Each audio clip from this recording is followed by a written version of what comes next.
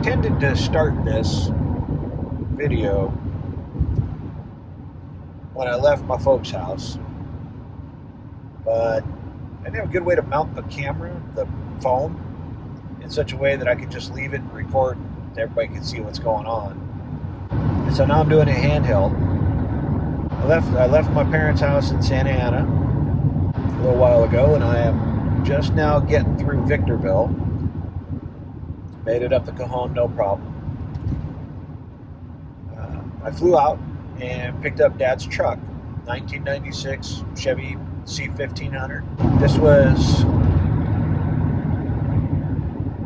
right like the middle, if I remember correctly, and I may be wrong about it, but if I remember correctly, it was right about the middle of the 96 model year that the third door option on the extended cabs, right, became a thing. So it wasn't a thing. They had the extended cab, but no third door, no the suicide type door openings. And so when my dad bought this truck, brand new in '96, that third door wasn't an option. And then halfway through the model year, they introduced a model that had that. So that was kind of at the beginning of that trend where, and now every truck has it on both sides, but it did start with none and then one and then both. So it's got 99,300 on it, being nearly 30 years old. My dad took really good care of it. It runs great. No problem cruising at speed here in California with people going ungodly fast. I mean, I'm from here, and yeah, it was. I'm used to driving quick, but man, it's gotten kind of nuts. So the interesting part about this section of the drive is we used to come out this way when I was a kid, dirt bikes in the back of the truck or on a trailer, and go dirt bike riding out by Shadow Mountain off of 395. So we're driving through Victorville, and I remember we could drive through Victorville. You didn't see Victorville from the freeway. You had to get off of the freeway and get over to Victorville. Not like it is now. And there was nothing between the Cajon Summit and Victorville. Just empty. I mean, now everything is there. It's basically just its own little metropolitan area, which, you know, anybody who lives there knows that, but it wasn't like that. You know, yeah, we're in the high desert, and there's a lot of people out here that didn't used to be. So we drive by certain exits that I remember. Just went past Stoddard Wells, and I believe we went riding out that direction once or twice.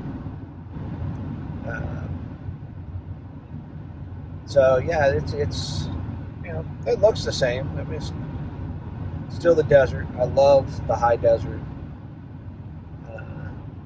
I would honestly, this is where I think I would want to be if I moved back to California, somewhere out this way, someplace I can just jump on my dirt bike and go out in the desert, go ride. I think that would be all right. It would be all right. I don't have a dirt bike currently, but I would get one. Probably dual sport, right? So I could ride on the road and then just take off.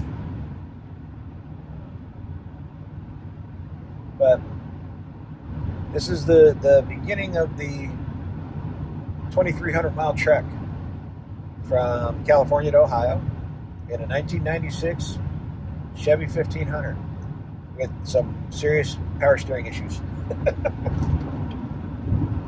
We went through the process, right? We went to Valvoline, got all the fluids checked and changed, and tires aired up, and all that good stuff. The power steering side of it, though, is they when they went from the style before this, I don't know the names of all the styles, so bear with me on that, but to this particular style, the power steering that they did went from being Cadillac type, overly power steering, to overly the other direction. And so it's a lot stiffer on the steering with this, which is fine, whatever. But it doesn't combine well with the amount of slop in the actual steering itself, right? So let's see if I can, right? I'm going perfectly straight. The truck's not even jiggling one way or the other, and I can move the wheel that much. So I don't know if that's something that can be tightened up or not. I don't know enough about power steering setups to say whether or not that's a thing. But it's something I want to get worked on at some point. I do intend to get it painted. The paint is in pretty bad shape. I would do just like a paint correction kind of thing, but man, there's so much oxidation in certain places. I don't think it can be salvaged. I don't know. I'll ask and find out, but most likely it's gonna need repainting. I don't see how to avoid that. I'd like to avoid it. It's expensive. What I would really like to do with it at the end of the day is lower it a little, right? Maybe 2 inches in the front, 4 in the rear to remove the stink bug, the standard Chevy stink bug look. Fix the lighting so that it doesn't look all faded, plastic, nasty. And that's about it. Make sure it's mechanically sound and just have a nice old truck to drive. I don't really want to, there's not much else to be done with it, but I wish it got better gas mileage. That would be nice. Can't run the Sheetz E88. I don't think I can run that in this because the lines aren't ready for ethanol gas. So I'll have to check that. But anyways, I am in the high desert. Let's see if I can.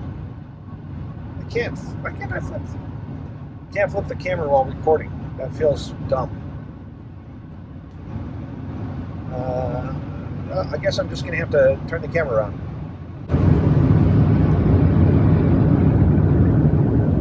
So if you've never seen the high desert, it is not, Sahara Desert desolate. You get these creosote bushes out here.